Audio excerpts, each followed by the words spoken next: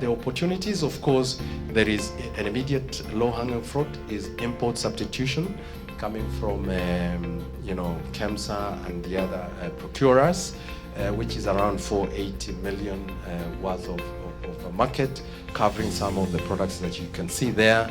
And then we can move into new medicines, which could give you another 175 million injectables. There are so many things that are coming up that we should look at. And then, of course, we have the regional opportunity, which takes you around 250 million. And of course, ultimately, you're looking at an API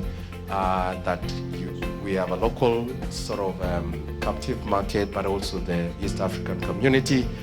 And there we have a lot of conversations as APIFA in terms of negotiated pricing, perhaps a bit of consolidation here.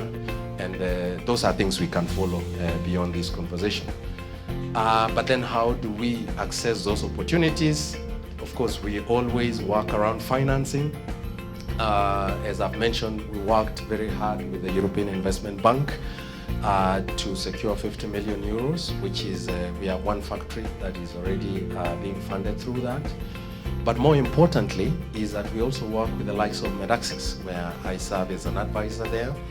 And Medaxis is using innovative financing tools, to allow for expansion of pharmaceutical or generally healthcare related industry. There we're looking at potentially loans, but also things like volume guarantees where necessary.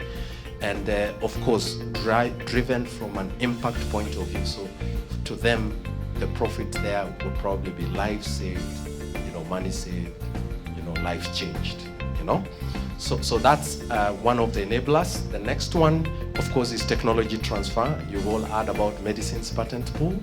We continue to have conversations with them to see how, that basket can be, opened.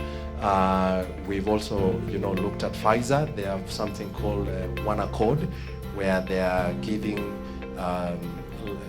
free licenses free for some of their products, around a basket of 25 products that you can look at, and you can take advantage of that to introduce new molecules.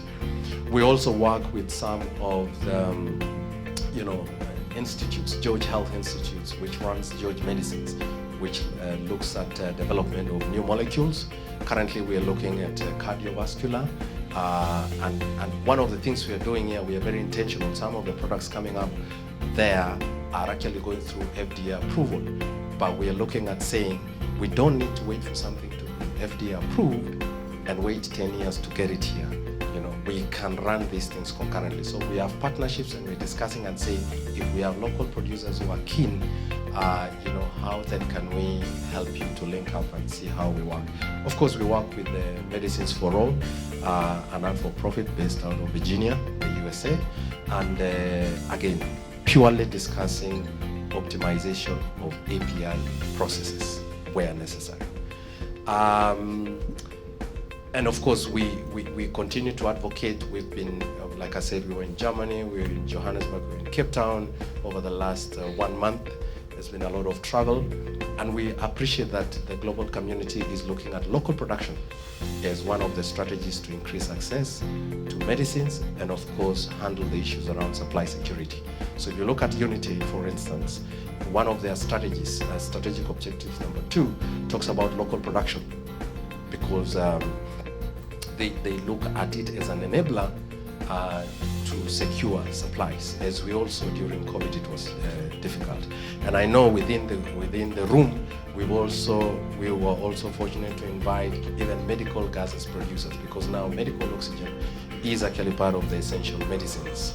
And Unitate is running through that process to ensure that there is local production of medical oxygen across the continent. Of course, they look at TB, malaria, HIV as well.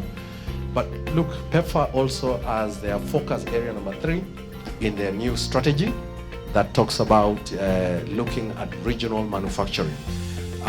So these are things that are being discussed in the global stage, which we thought as APIFA, we need to bring them home, be able to prosecute, be able to digest, and see how we can take advantage. Of course, the conversation continues at the African Union level, but always, that's what the policymakers do. What you're trying to do as a APIFA is to give legs, to some of these policy pronunciations.